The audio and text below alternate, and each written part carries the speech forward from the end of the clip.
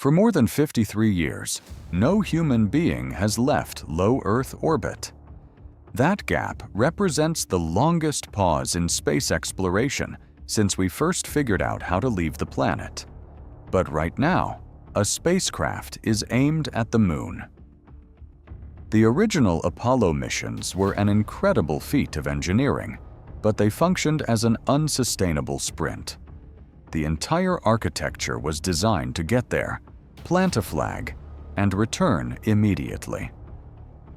The 4 astronauts flying the Artemis II mission, Reed Wiseman, Victor Glover, Christina Koch, and Jeremy Hansen, are operating a spacecraft that utilizes technology that would have been inconceivable to the engineers of 1972.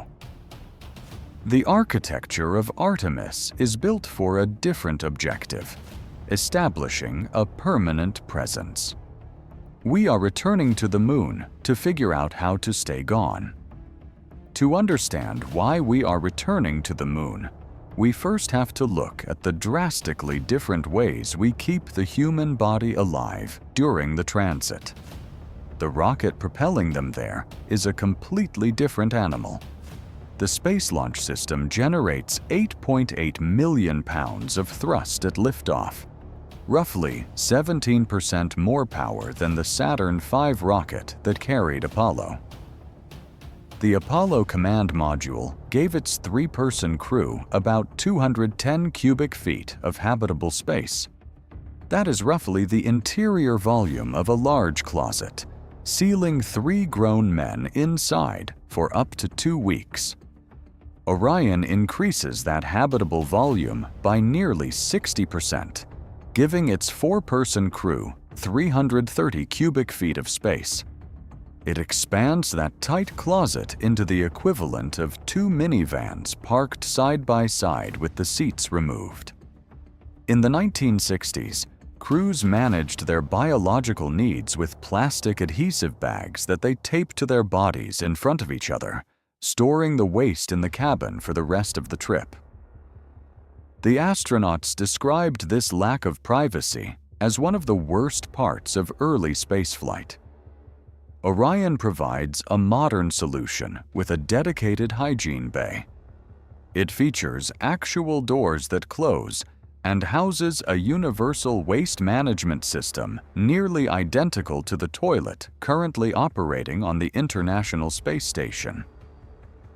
On missions lasting less than 2 weeks, NASA previously accepted the physical toll of zero gravity. Apollo crews didn't exercise because they had no room and no equipment. As a result, they lost bone density, suffered muscle atrophy, and returned to Earth physically weak. Artemis II requires 30 minutes of resistance training every single day. The crew uses a compact 30-pound device called a flywheel that operates like a yo-yo, providing up to 400 pounds of resistance so they can perform squats and deadlifts while floating in deep space. Managing these biological requirements ensures the crew remains operational for the entire flight. Mitigating bone loss and providing privacy allows for longer mission profiles than the original Apollo architecture could support. On Apollo, every watt of electricity the crew used drained a finite tank. The spacecraft was powered entirely by fuel cells and batteries, meaning the crew was always managing consumables, fully aware the clock was ticking down on their oxygen and power. Orion unfurls 4 solar array wings after reaching space, each covered in photovoltaic cells. Because this power source continuously regenerates itself by converting sunlight into electricity, the electrical margin is, for all practical purposes, unlimited. Computing power has scaled alongside the power supply. Orion runs 4 independent computers in parallel, processing data roughly 20,000 times faster than Apollo's navigation hardware. The 1960 spacecraft operated in an analog reality.